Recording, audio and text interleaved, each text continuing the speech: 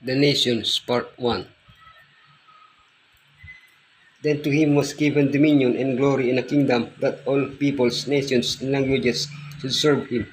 His dominion is an everlasting dominion, which shall not pass away, and his kingdom the one which shall not be destroyed. From the sons of Noah arose the nations that populated the world after the flood. Most of them were hostile to Elohim, worshipping other gods and living according to their own laws. But Elohim brought forth a new nation and gave it the laws that would make it the most powerful nation in the world, whose light all the nations of the earth would walk. The origin of nations, the first nations, a nation begotten by Elohim. The chosen people, the history of Israel, the history of the church, the role of the chosen people. The origin of nations. The first nations. These are the clans of Noah's sons, according to their lines of descent within their nations. From this, the nations spread out over the earth after the flood. Because of their sin, Adam and Eve were expelled from Eden and forbidden to enter it. They and their descendants continued to come to the entrance of Eden, guarded by the cherubims, to offer sacrifices to Elohim. In this way, humanity for a time continued to recognize Elohim as its supreme ruler.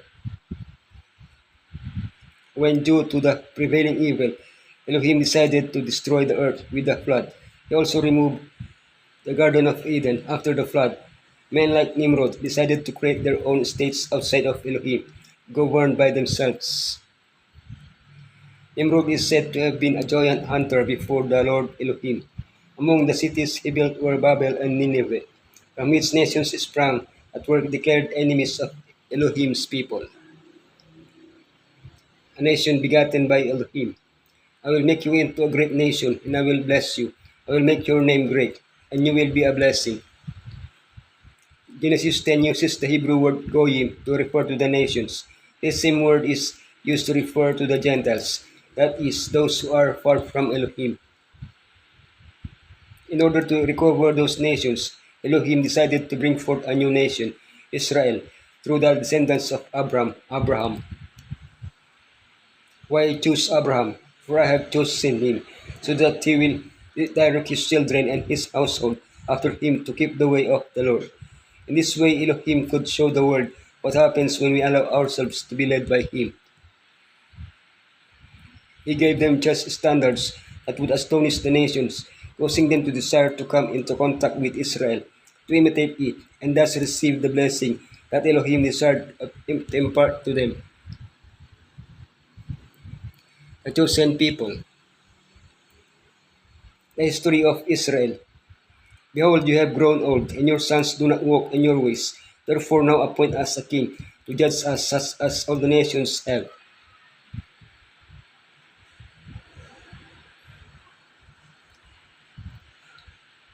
Be asking for a king. Unfortunately, instead of wanting to be an exemplary nation led directly by Elohim, Israel wanted to be like the other nations. By asking for a king, they rejected Elohim even when warned of the consequences of having a king. They persisted in their rebellion. Knowing in advance the destruction of Israel, Elohim had dictated laws that, if obeyed, would ensure that the requested king would remain as close as possible to Elohim's ideal. Despite this, even the best kings had great flaws. Most of them are said to have done evil. After all, they were sinners, ruling over sinners. For that reason, there is no righteous government except the one to come, the kingdom of Elohim. The history of the church. Not so with you. Instead, whoever wants to become great among you must be your servant. After Israel's apostasy, Yeshua instituted a new people, the church, but this people was not to have a king or a specific nationality. Those who governed it were to do so by serving others. During a 300-year persecution, the church remained more or less faithful. But freedom arrived. Constantine, 4th century, legalized Christianity, and he became its unofficial ruler. presided over congresses, and issued laws governing the church. In the 5th and 6th centuries, the church relied increasingly on the state, and in the Bishop of Rome gained greater authority. Service was no longer the norm of government. Throughout the Middle Ages, anyone who did not obey the authority of the church had to pay for their rebellion with death, torture, or imprisonment. The church thus made the same mistakes as the people of Israel. The role of the chosen people. I, the Lord, have called you in righteousness. I will take hold of your hand. I will keep you and will make you to be a covenant for the people and a light for the Gentiles. How could Israel have been a light into the nations? How can the church be the light of the world? Through his obedience, showing the solution to sin, announcing the second coming of Yeshua. The historical reality of the people of Elohim has been that of a people who have failed to accomplish the work that Elohim had designated for them. Still, the world has been blessed through Israel and the church with the blessed message of salvation. We are living in the final stress of history, the last opportunity to fulfill our purpose of being the light of the world or proclaiming Elohim's salvation.